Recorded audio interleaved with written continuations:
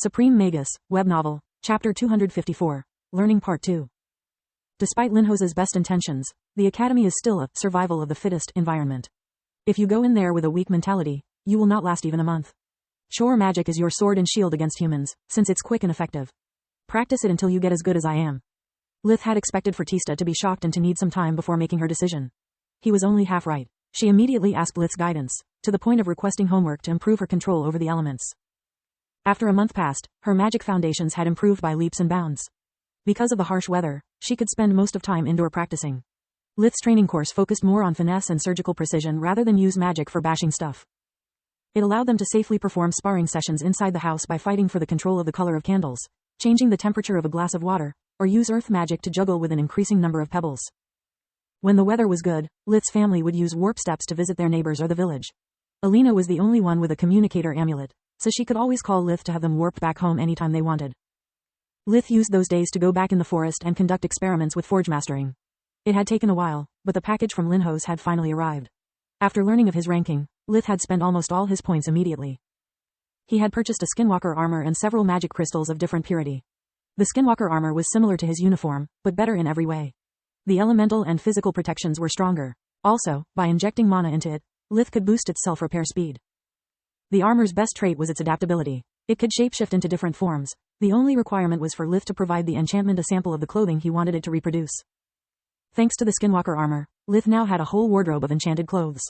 They would all offer him a great degree of protection and he wouldn't remain naked for a second like it happened when he switched between clothes via the dimensional pocket. Lith stored inside the gemstone his farmer clothes, the hunting suit, the Academy's uniform and the expensive noble clothes that Lark had bought him. Now this is the only suit I'll ever need. Lith had chosen the skinwalker armor not only because it greatly improved his defensive abilities, but also because it made possible to easily blend in with any crowd and provided him a sample of magic crystal-imbued clothes. He had now an enchanted item he could study with invigoration, which properties he could attempt to replicate and improve by using true magic.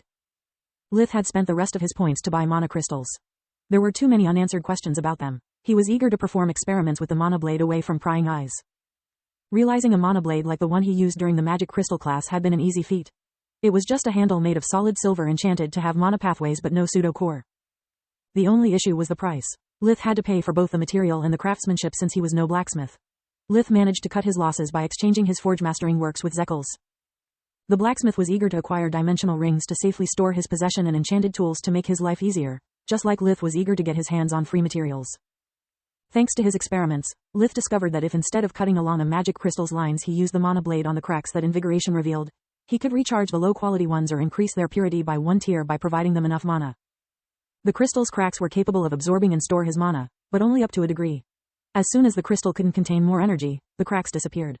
All the attempts of further refining the gemstones ended up in failure. It seems that the cracks are the spots from which the crystal was still absorbing the surrounding world energy when it was mined. It means that it had yet room to develop further, and that's exactly what happens when I inject mana into it. I wonder if the so-called crystal scraps are actually what I need to refine better quality gemstones. If they work like my mana core, the mana crystals need to grow up to a certain size before shrinking to compress and boost their energy, and then they need to grow again, repeating the process. If I'm right, it means that high-quality crystals require not only an abundant mana source, but also a lot of time to properly develop. Since my core took years to turn from red to cyan and its max size is that of marble, I can't imagine how many decades it takes for a mana crystal as big as those I saw down in the mine to form. Unless I find a way to artificially grow them at a faster rate, buying and charging low-quality crystals is the best I can do. Refining them would take too much time. My mana core takes precedence since I can't buy a better one with money. Soon only 1 month of winter was left and Lith's birthday was closing in. The prolonged rest made Lith recover most of his strength, while teaching Tista turned out to be a great way for him to further improve his foundations about magic. Everything he taught her about chore magic also applied to true magic. Tista asked him a lot of questions about silent magic and multicasting, some so peculiar that he had never thought about such niche cases. Unlike him that was used to think big since he was little, trying to improve the effects or the range of his spells, Tista thought small by following his teachings, focusing more on micromanaging the mana. To answer her, Lith had to revise and deepen his understanding of the flow of mana. After many trials, experimenting together with her, Lith was able to improve the way he waved spells and to further simplify multicasting. The only times Tista had the opportunity to put into practice her new skills was when Nana had to leave the village either for personal reasons or because of house calls. Lith would spend those days locked up in the tower, trying to incorporate magic crystals into his creations. Lith's aim was to reproduce in Earth's house facilities, providing his family with running water, lighting, and most importantly, a real bathroom. After getting used to the Academy's lifestyle, not having a bathtub and being forced to use a chamber pot again was quite traumatic for him. His elemental stones could provide the first two, but to make them last until his return, he had to mass-produce them. Elemental stones were just a poor imitation of magic crystals that he had invented before even knowing the crystals existed. They could store a single spell, needing to be recharged after every use. Even the weakest red magic crystal held much more mana than dozens of elemental stones. Also, it could be turned on and off like a switch, making it last much longer. For any other young mage, using red mana crystals would be too expensive. Low-quality crystals didn't recharge by themselves, and once they ran out of power they had to be changed. Lith could simply pretend to replace them with new ones, since he was able to power them up at will. Even with the experience gained developing the elemental stones on his own and having studied the Academy's tools for a whole year, the task turned out to be harder than he expected.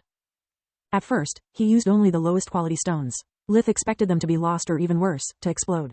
Lith had no idea how to link a pseudo-core to a crystal since it was a subject of the 5th year, which he had yet to begin. He used the Skinwalker armor as a template, searching for a way to reproduce its schematics using true magic only. After over 2 months, Lith had yet to find a way to make the process safe. There were only 2 weeks left before his birthday when he received a call from Martianist Istar.